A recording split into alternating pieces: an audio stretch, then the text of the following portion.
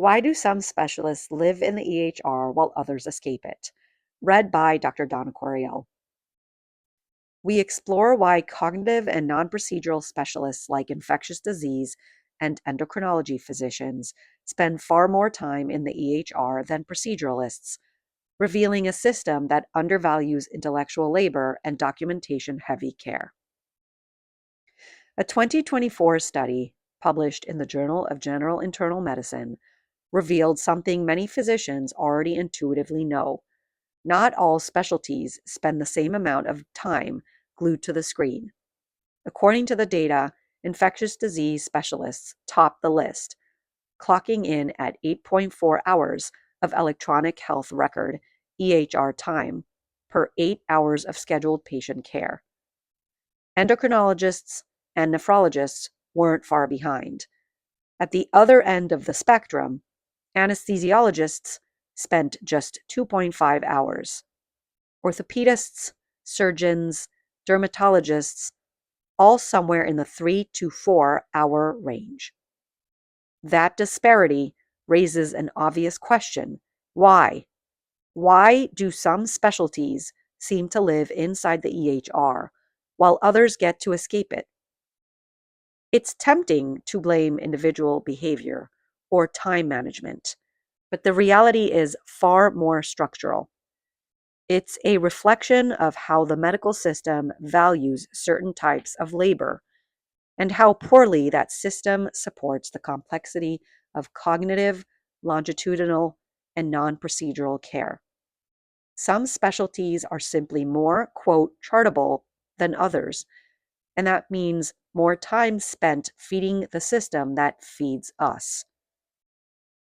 Start with infectious disease, the highest EHR use specialty in the study. ID doctors are often called to consult on the sickest, most complex patients.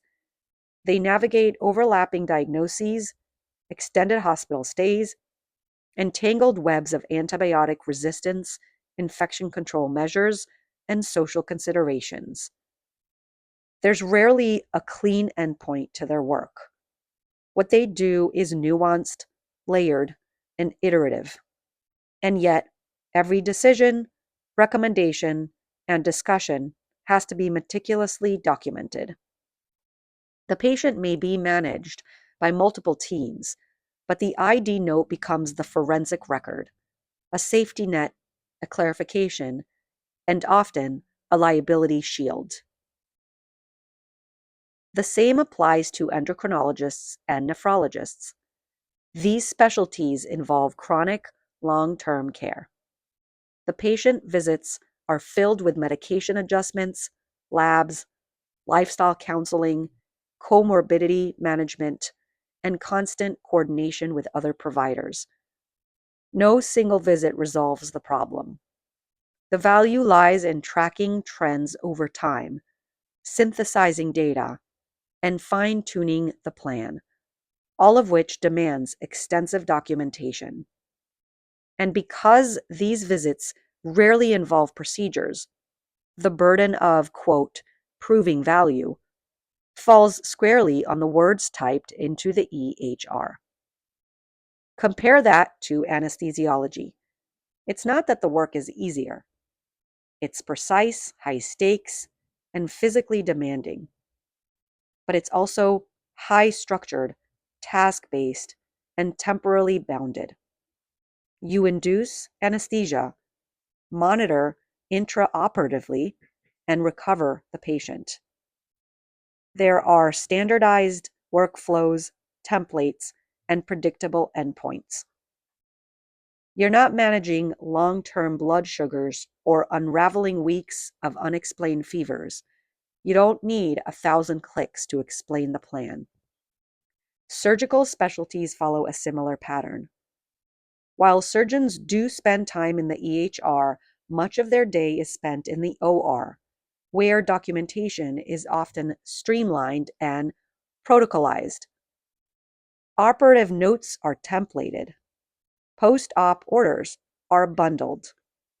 Progress notes are focused. The nature of procedural work is episodic. There's less need to synthesize broad histories, less patient messaging, and far fewer medication titrations or lifestyle interventions. The work is still complex, but it translates into documentation more efficiently. The system itself amplifies these discrepancies. EHRs were never truly built for medicine. They were built for billing, and billing loves boxes, discrete, codable, time-stamped actions. When your value is procedural, an operation, an injection, a clearly defined block of work, the EHR records it cleanly. But when your value lies in thinking, in managing complexity, in coordinating care, or in being a sounding board for other clinicians, the system flails. It can't quantify cognitive labor. It doesn't reimburse for mental load.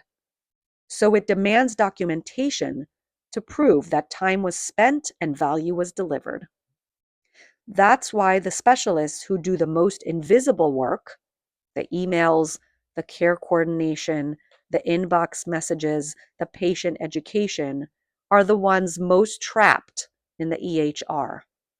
The system isn't designed to carry that kind of work efficiently, so it spills into after-hours charting, long notes, endless checkboxes, and inbox overload. The result is more than a time management problem. It's a structural inequality in how we treat specialties. Those who touch the patient once with a scalpel or scope may be in and out of the EHR in minutes. Those who shepherd the patient through years of care, or who bring diagnostic clarity to difficult cases, may spend more time typing than talking. It's no wonder burnout rates are rising in cognitive and primary care specialties. If we want a healthcare system that truly values thinking, we have to redesign the tools we use to document it. We have to stop punishing intellectual labor with digital burden.